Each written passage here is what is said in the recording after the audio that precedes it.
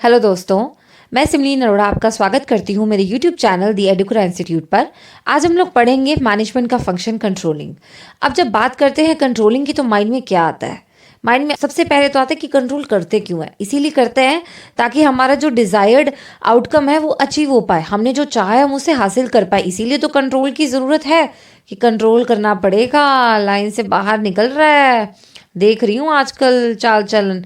ये सब क्या होता है? मम्मी कंट्रोल करने की कोशिश करती है, राइट? दैट मीन्स वो चाहती हैं कि आप ऐसे बिहेव करो, तो उन्हें लगता है कि नहीं नहीं, कुछ तो गड़बड़ है इसके चाल चलन में, तो वहाँ पर कंट्रोलिंग उनकी आ जाती है। सो अब ये तो था कंट्रोलिंग इन पर्सनल लाइफ। अभी हम लोग पढ़ रहे हैं कंट्रोलिंग इन मैनेजमेंट, जो कि बिल्कुल ऐसा ही होता है। तो कंट्रोलिंग में क्या होता है कि जो स्टैंडर्ड सेट किया होता है परफॉर्मेंस का, उसको कंपेयर किया जाता है एक्चुअल आउटपुट से कि जो अचीव हुआ है।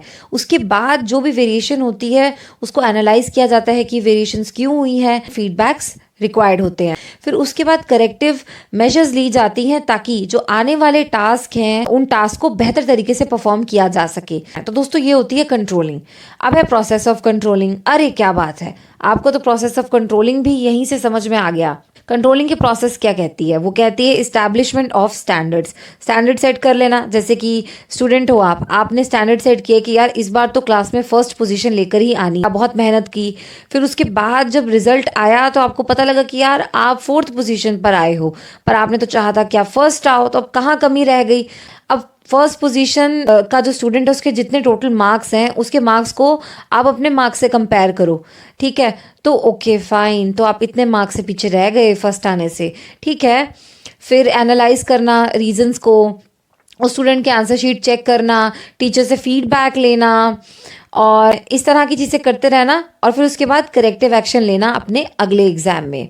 फिर से ये प्रोसेस शुरू हो जाती है, ठीक है? सो ये है कंट्रोलिंग प्रोसेस। उसके बाद बात करते हैं टाइप्स ऑफ कंट्रोल की। अब टाइप्स ऑफ कंट्रोल में आ जाता है फीडबैक कंट्रोल, कॉन्करेंट कंट्रोल और फीड फॉरवर्ड कंट्रोल।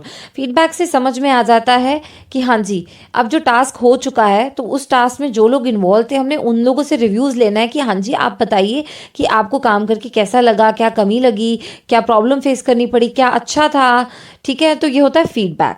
अब आता है कॉन्करेंट कंट्रोल। कॉन्करेंट कंट्रोल होता है जो अब करंट मोमेंट पे टास्क चल रहा है, अब टास्क के चलते समय उस टास्क को कंट्रोल करना। जैसे कि आप एक फर्म में वर्क कर रहे हो, आपको एक टास्क असाइन किया गया है, तो हर 2 घंटे में लीडर आकर आपसे पूछ रहा है कि कितना हुआ, कहाँ तक पहुंचे, तो ये कॉन्करेंट कंट्रोल है, ठीक है? अब अगला है feed forward control.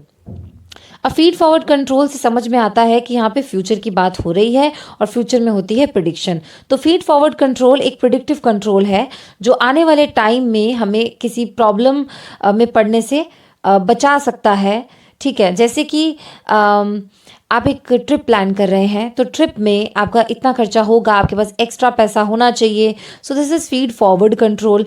Another thing is that उसमें अगर आप रोड ट्रिप प्लान कर रहे हैं तो उसमें कार की सर्विस पहले से करवा लेना ताकि कोई प्रॉब्लम ना आए, समय पर कार रुक ना जाए, ठीक है?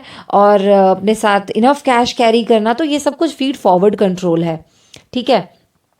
अब है करेक्टरिस्टिक्स ऑफ कंट्रोलिंग। अब करेक्टरिस्टिक्स ऑफ कंट्रोलिंग में पहली करेक्टरिस्टिक्स है मैनेजमेंट फंक्शन।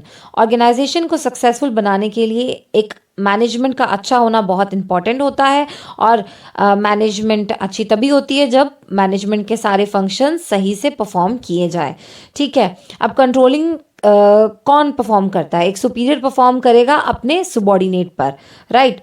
अब अगला है कॉन्टिन्यूस फंक्शन। अब ऑर्गेनाइजेशन चलती रहती है, बंद नहीं होती, मैनेजमेंट एक्टिविटीज़ परफॉर्म होती रहती हैं, और जो कंट्रोलिंग है, कंट्रोलिंग भी फंक्शन है मैनेजमेंट का। कंट्रोलिंग समय समय पर होता रहता है ताकि जो ऑब्जेक्टिव्स हैं वो अचीव हो पाए। फ्यूचर ओरिएंटेड, आज जो परफॉर्मेंस अचीव हुई है और जो चाही थी उनमें जो भी फ़र्क है वो क्यों है, उस फ़र्क को मेजर करना और करेक्टिव मेजर्स डिराइव करना ताकि जो डिज़ायर्ड आउटपुट है वो अचीव हो जब हम नेक्स्ट टास्क परफॉर्म करें, ठीक है? अगला है एक्शन ओरिएंटेड।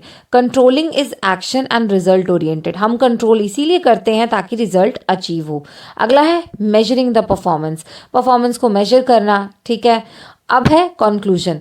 कंट्रोलिंग प्रोसेस है जिसमें हम एक्चुअल आउटपुट को स्टैंडर्ड आउटपुट से कंपेयर करते हैं। अगर एक्चुअल आउटपुट स्टैंडर्ड आउटपुट से मैच नहीं कर रहा तो ये देखना कि एक्चुअल आउटपुट और स्टैंडर्ड आउटपुट में क्या वेरिएशन है, और फीडबैक्स लेना, करेक्टिव एक्शंस बनाना, उन्हें लेना, उन्हें इम्प्लीमेंट करना अगले टास्क में। अब है कंट्रोलिंग बहुत नेसेसरी है ताकि हम लॉस से बच सके और हमारा डिज़ायर्ड आउटपुट जो है वो अचीव हो। कंट्रोलिंग मैनेजमेंट के तीनों लेवल्स पर इम्पॉर्टेंट है, परफॉर्म होती है वहाँ पर, जैसे कि टॉप, मिडल, लोअर, तीनों लेवल्स पर कंट्रोलिंग फंक्शन परफॉर्म होता है। क्यों? क्योंकि एक सुपीरियर अपने सबॉर्डिनेट पर कंट्रोल करता है, और जैसे कि आप जानते हैं कि मैनेजमेंट में हायरार्की होती है, जॉब पोजीशंस की चेन ऑफ कमांड होती है, सुपीरियर सबॉर्डिनेट रिलेशनशिप होती है, जाहिर सी बात है कंट्रोलिंग फंक्शन भी परफॉर्म होगा। और ऐसा नहीं है कि आपने एक बार कर लिए ये सारे फंक्शन तो दैट्स इट, नो, ये सब कुछ ऑन गोइंग है, चलते रहते हैं, और ये साइकिल रिपीट होती रहती है, बिल्कुल उसी तरह से जिस तरह से एक घड़ी है ऑन गोइंग चलती रहती है। ठीक है, सो दोस्तों ये था कंट्रोलिंग का कंसेप्ट। हम लोगों ने पढ़ा कि कंट्रोलिंग क्या होती है, टाइप्स क्या होते हैं कंट्रोल के, controlling process and characteristics of controlling. Thank you, जुड़े रहिए एडुकेयर इंस्टीट्यूट के साथ। कोई कमी पेशी लगी हो तो प्लीज़ कमेंट सेक्शन में मेंशन कीजिएगा। सिमलीन अरोड़ा साइनिंग ऑफ।